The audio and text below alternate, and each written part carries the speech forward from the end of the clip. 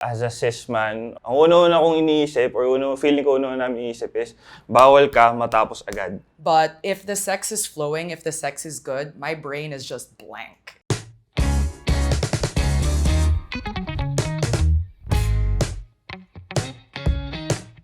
This is what I really think about sex. So sex for me is all about Pleasure. Sex for me is all about connection. Finding the right balance. Communication. For me, the people that I choose to have sex with, obviously I have to be physically attracted to them. Having sex is a very, I would say, vulnerable activity or parang situation for anyone. It doesn't fly with me yung parang sino ka ba o tara, sex tayo. It doesn't work with me that way. So I need to have that certain level of comfort of getting to know that person. I want to be with someone who is more sensual. I want it more like close and, slow and passionate. I love a partner who is very in tune with my body. Like, they're not very selfish. They know how to give and less about taking. How do you say this?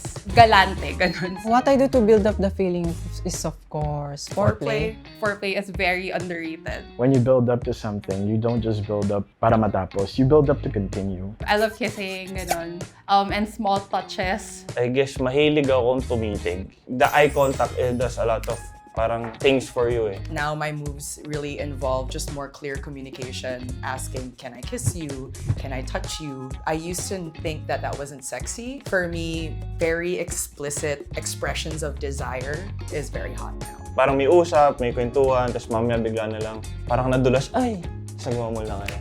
So sobrang tawa niyo, malay niyo na lang, nakahubad na pala kayo.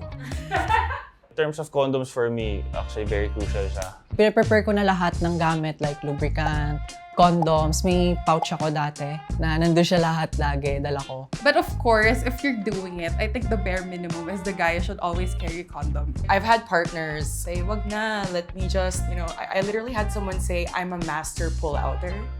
And I was just like, please.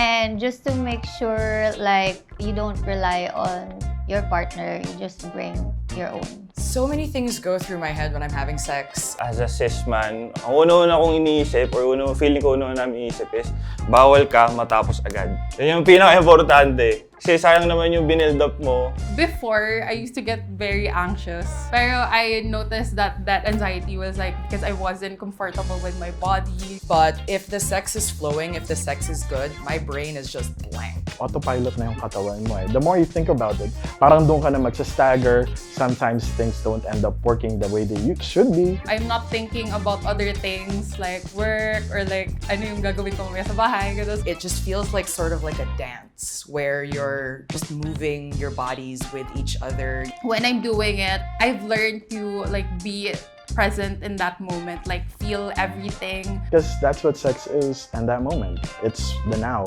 Bakit mo poproblemahin what's gonna come 30 seconds later? Otherwise, you're missing the point of having that intimate moment. Para ma-check ko yung partner ko, firstly of course yung body language niya. Kung ano yung gusto kong gagawin ko siya. Tapos tingnan ko siya kung nappa-pleasure siya. Is this okay?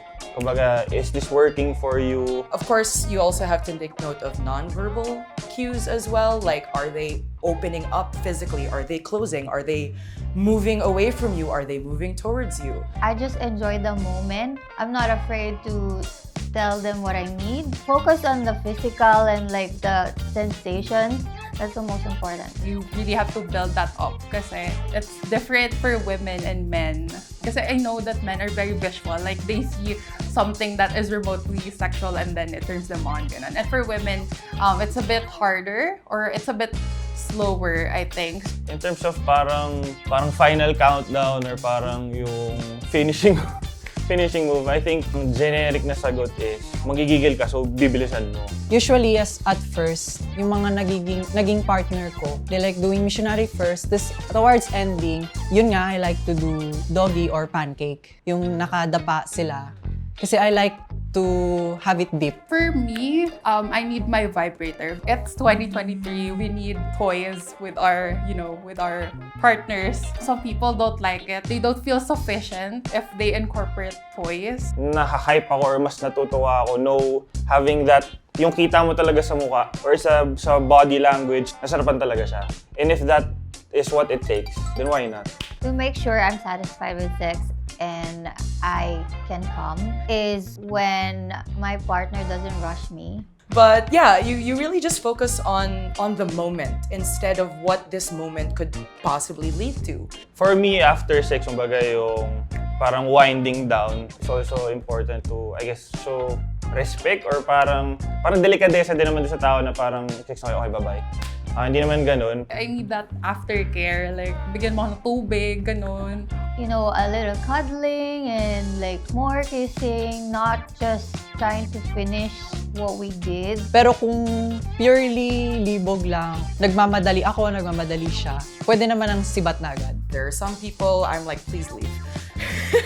Please get out. There are some people, please stay. Like, I wanna hold you. Usually, nagchichikahan lang talaga kami. And it helps sustain that connection even after sex. Condoms are very important. For me, it comes as number 2. Number 1 is, of course, consent. When it comes to a man and a woman, main reason it prevents unwanted pregnancies. When it comes to homosexuals, it is for prevention of acquiring STIs. Like, of course, HIV, that's number 1. I think condoms matter because they give us a choice. They give us a choice in our sexual health, in if we're family planning, when to have kids, if not to have kids. And for me, choice is a really big part of sex because things are only enjoyable when you can opt into it. In terms of Premiere Condoms, so as a condom user, 10 of 10 would recommend. I lean towards the more, I guess, basic. Kumbaga ito, there's the dotted version, there's the ultra thin version, tapos meron yung, I guess, more adventurous types, yung cool watermelon, more on the flavored type. Oh, shit, flavored? Baka mamaya may adobo na in the future o caldereta. Malay mo. Oh.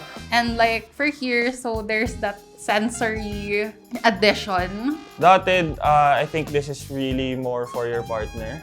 Ayun, glow in the dark. I was hoping for this.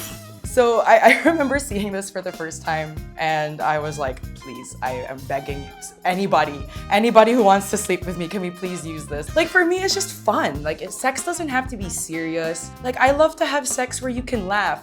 And what's funnier than a glowing penis? And it's so cool kasi when you think of condoms, parang, oh, tangin na, parang walang pleasure, di ba? Yun ang iniisip ng tao, kaya takot silang magbalot. Kaya sinasabi ko, mag-condoms kasi some are really meant to enhance the pleasure of your partners. Of course, condom adds pleasure kasi mas mababawasan nga yung pag-overthink mo while doing the deed. I think there's different kinds of condoms because there's different bodies, there's different people. Like people have different favorite colors. Why wouldn't they have different favorite condoms, you know? It's a good opportunity to be creative with your sex life. I absolutely think there are stereotypes when it comes to what men and women want after sex. Sinasabi kasi nila pag lalaki, yung walang pake parang 6 game, boom, pak, alis. Tapos wala silang pake sa babae. And I think yung gusto ko i-debunk dun is, hindi naman lahat ganun. I believe some men or some guys naman, mas in tune sila on dun sa vulnerable and emotional side nila when it comes to having sex with their partner, I guess. I would like to debunk na that if you're sex positive, you're bastos, ganun, or you're very into casual sex, it's easy to assume na because you're sex positive, na you're very malande, ganun. Those aren't bad things at all. Those things aren't mutually exclusive at all. I think it's important to talk about this topic because our society more on the conservative side and there is shame related to it or connected to it. In order to enhance what sex really is, you have to be open-minded. That's the whole premise of sex positivity, is having an open mind. I want to debunk the idea if you don't feel anything in condoms, it doesn't mean you never will. The reason why you don't feel things with condoms is because you're not used to it. An advice I would share would be to get to know yourself better. You can't always expect your partner to know what you want. So sa lahat naman ng magiging adventure mo, okay lang naman na maging wild as long as safe. Be safe, be wild, and also be considerate. If you are safe, you can be as wild as you want to be.